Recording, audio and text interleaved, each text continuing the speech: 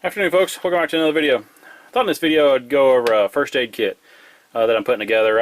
In light of recent events, active shooter situations, stuff like that, it's got me going back through my kits, updating some things, changing some things, and I hadn't posted a first aid kit video in a while, so I thought I'd do one. And this particular bag here, I've had this bag for many years. I used it on the ambulance when I was riding the ambulance full time throughout the years, and basically. This particular bag here, I think it's made by Traverse Rescue. It's a search and rescue type bag for a mountain search and rescue.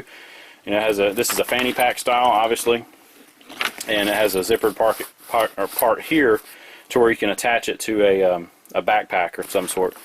But anyway, so I had this, for many years. I carried it on the ambulance and stuff like that, and I had just had my, admin items, notepads, stethoscope, some extra shears, some, odds and ends, stuff like that. I just carried every day on the ambulance with me. Not necessarily, I didn't have this necessarily set up as a first aid kit at that time. But it's a really nice bag. I don't even know if they make them anymore. Down here at the bottom has some straps here that are adjustable. I used to put my raincoat, down here. It has a very large pocket on the very bottom here that goes all the way across. I don't have anything in there right now. It has a pocket here, and then the main compartment, and then on each side on the hip belt area has two pockets on each side, or one pocket on each side. And in here I just have some gloves. I have 4 pairs of gloves on each side of those, or each pocket. And here in the first pocket right here that you come to, this is just kind of minor boo-boo stuff. I kind of set this up as a trauma kit, but trauma is not always gunshot wounds and major trauma. Trauma can be just a simple boo-boo. So I just have, irrigation syringe, various Band-Aids in here, different sizes and stuff like that. Some sterile 2x2s, and then some alcohol pads and iodine pads and stuff like that to clean up a wound. And then I have one of these TK4 tourniquets. Now these are okay, as a tourniquet. They're, again, I'm just going to leave it at that. They're okay. If you want a tourniquet, get a cat tourniquet from North American Rescue. You can't go wrong with those. So anyway, that's just in this front pocket here. And then in the main pocket, kind of zips down, and this zips pretty much all the way down. It opens up. Lots of stuff I've got in here. It has a little pocket right here that in there I've just got a little notepad. I've got some trauma shears, some bandage shears, and some hemostats, a couple of Sharpies, and a couple of pins right in there. Has a row of elastic here across, has a row of elastic here, and then you have obviously whatever you want to put down here, and then you have a Velcro pocket here, and then a large Velcro pocket, back here. So the first row right here, I've got a couple of these new Israeli type T3 emergency bandages. These things are awesome. I love the Israeli bandage, but these are an updated version of that. You can kind of see right there, these are called T3. And basically, what this is, it has gauze in there. It has another layer of gauze, so you can use it.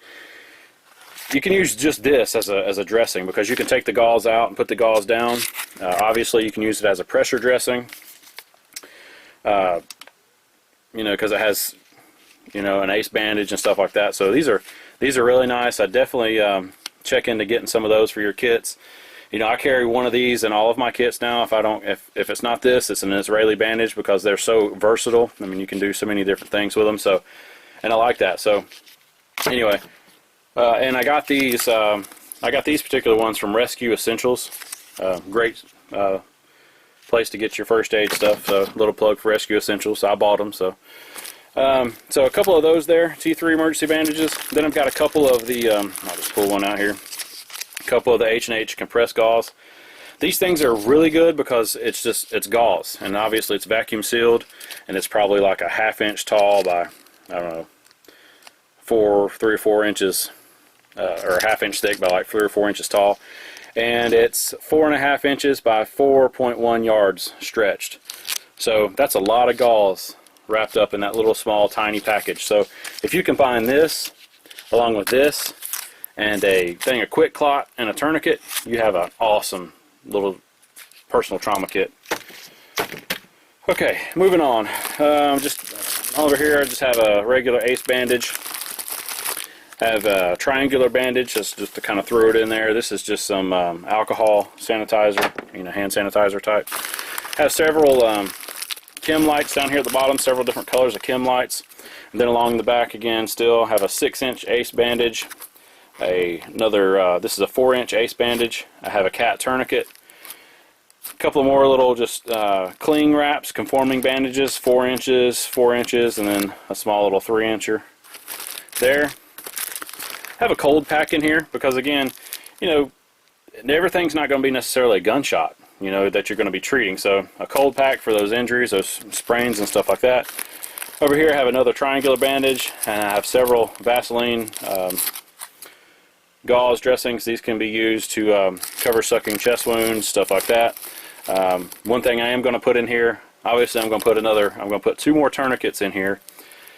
I don't have any quick clot in here, so I got to get a couple of those and put in here, and I'm going to get some hyphen chest seals. But on the ambulance, when we had sucking chest wounds, this is what we used because it's what we had. The hyphens work really good, but we just had those.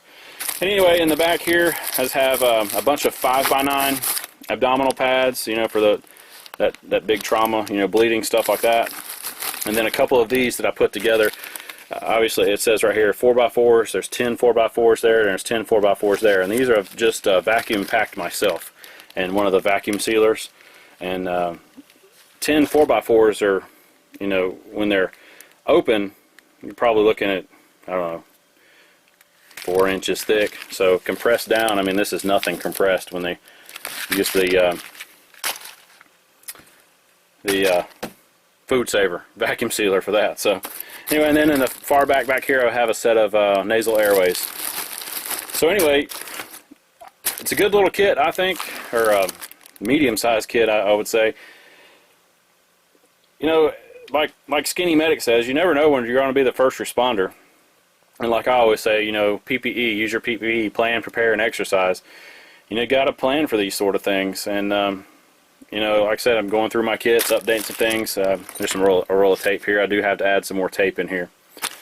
It's kind of an overlooked thing, but I do have to add some more tape. But anyway, oh, and a little headlamp is in there too. So yeah, definitely go through your kits nowadays, folks. We're living in a changing environment and a changing world. I think, unfortunately, we're going to see these active shooter type situations more and more. I hate it, but if you're just a general person, general public, definitely get some training, some type of first aid training. I'm not saying you need all this stuff, which you probably don't. But again, for those of us that carry a gun every day as part of our EDC, if you carry a gun, you need to be able to carry two trauma kits. One to inflict the trauma, and one to, help the trauma.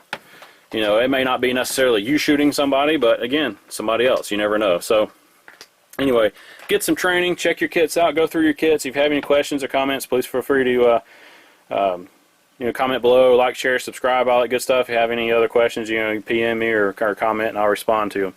So anyway, thanks again for watching, folks. I hope you all have a great day. Until I see you on another video, again, always remember your PPE. Plan, prepare, and exercise.